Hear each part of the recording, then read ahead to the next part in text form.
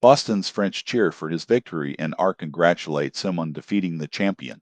Angelica thinks that such an overwhelming victory against the champ is incredible, but Bronson says that Kelvin was very impressive.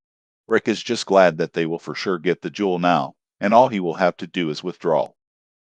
Frost interrupts him though and just says that he's looking forward to their match. Rick realizes that he's in great danger and loses a bunch of hair from the overwhelming stress. Elsewhere, Kelvin reads articles about his loss and how he had been deceiving everyone. Kelvin feels like he has become the villain, but Cyclops is sure that everything will be fine. He is more interested in Kelvin's final move because he never knew he had such a powerful attack in his arsenal. Kelvin explains that the move just came to him because he was so absorbed in the moment. Kelvin feels guilty about lying to everyone, and even worse about losing. Fury knows that he was just being considerate and reminds him that losing isn't a big deal because he can just train hard and get stronger again. Kelvin wonders why he looks after him so much, so Cyclops explains that he's like a son to him. Bronson interrupts and offers to treat Kelvin's wounds. Kelvin rejects the offer though because he wants to feel pain that he hasn't felt in a while. He also realizes that Rick was right for warning him about how strong Bruin is. Rick isn't doing so great though as he has locked himself in his room. Angelica tells him to stop acting like a child, but Rick doesn't want to die again. Snape came to give some encouragement, but now he must try and convince Rick to come out of hiding. He explains everyone's really excited to watch the final because this is the first time in a while that they will have a new champion. Snape would really like for Rick to participate, but Rick says that his life is more important than some tournament. Snape changes his strategy and dramatically explains that a lot of people are counting on him to make the tournament a success. Tons of money has been wagered as well. Snape says that it can't be helped if Rick doesn't want to risk his life, and he determines that everyone else will just have to abandon their dreams. Angelica reminds him that he can just be revived, so dying shouldn't be a big deal. That's easy for her to say, but Rick says that dying is scary. Angelica reminds him that he endured years of training with Bruin, so he shouldn't be scared of fighting just one match against him. Rick says that training and fighting are completely different, and Angel just wouldn't understand. Angelica is hurt by these words, and she realizes that she has been wrong about Rick all along. Just then Mizette wonders if Rick ever thought about how strange it was that Bronson had a perfect training plan prepared on the first day he arrived.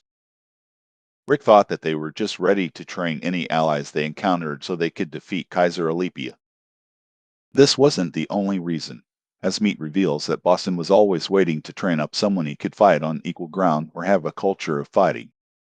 But Braun is so strong that he has never once had an even fist fight. He has felt alone since childhood, so it's his dream to one day fight on equal ground with someone. Mizette is sure that Bronson was hoping that his fight with Rick would fulfill his dream, so he wants Rick to take that into consideration. Ali Serd also offers her 2 cents, and Rick gives it some thought. He has a memory of when he first met Bruin and he was terrified just from their handshake. Ross could tell that he didn't have any fighting experience and he had the lowest magic capacity. Rick thought that Bronson was just the same as all the people who denounced his dream, and he assumed that he would tell him to give up on becoming an adventurer. Rick was shocked because this was not the case, and Bros just told him that he would have to train hundreds of times harder than someone with talent.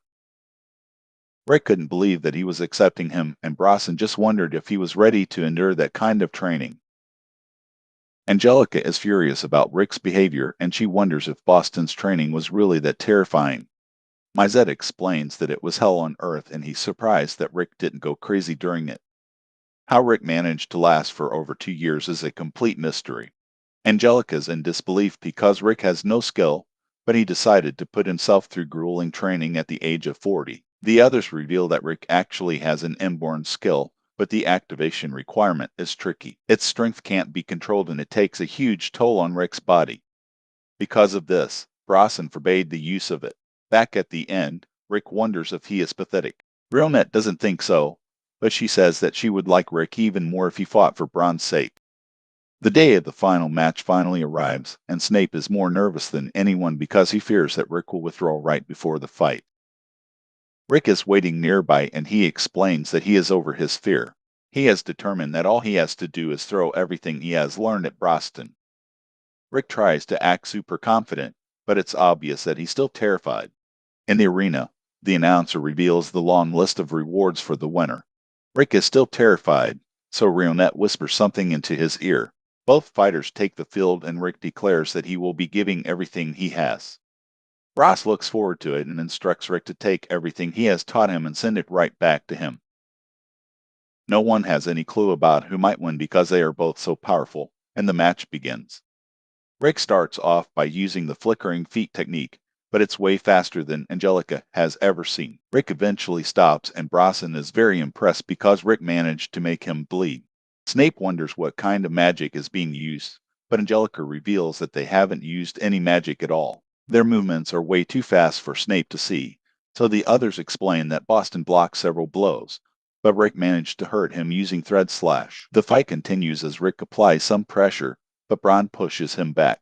Rick just barely manages to dodge a devastating attack, and he lands another Thread Slash. Angelica is amazed by this level of fighting, so she wonders what Rionette told Rick. Rionette reveals that she asked Rick to take her on the hot springs trip that the winner of the tournament gets.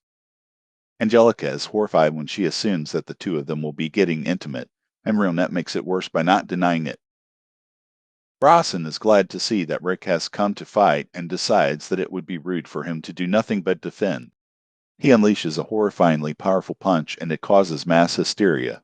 Calvin is in disbelief because Bron's one punch has more power than level 5 nature composed magic. Rick knows that he won't survive if he just runs in carelessly, and he must dodge for his life as Bron unleashes a barrage of punches. Rick realizes that it was just a distraction, and Angelica becomes worried about him. Rionette isn't concerned though, and we see that Rick dodged the attack. Everyone is stunned because he used a simple level 1 magic technique to block Boston's insanely powerful attack. What Kelvin is most impressed by is that Rick activated it without pausing to gather his magic. Byrne compliments Rick for his precise magic control because even he can't perform magic without saying the magic's name first.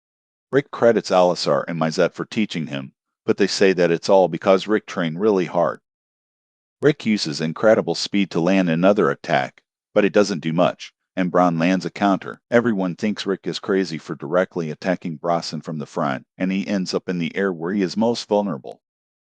Bronson goes to finish the fight, but Rick amazingly uses the same level 1 magic spell to cast an air cushion beneath his feet so he can change direction. Rick follows up with a powerful air attack of his own, but Bron is unharmed.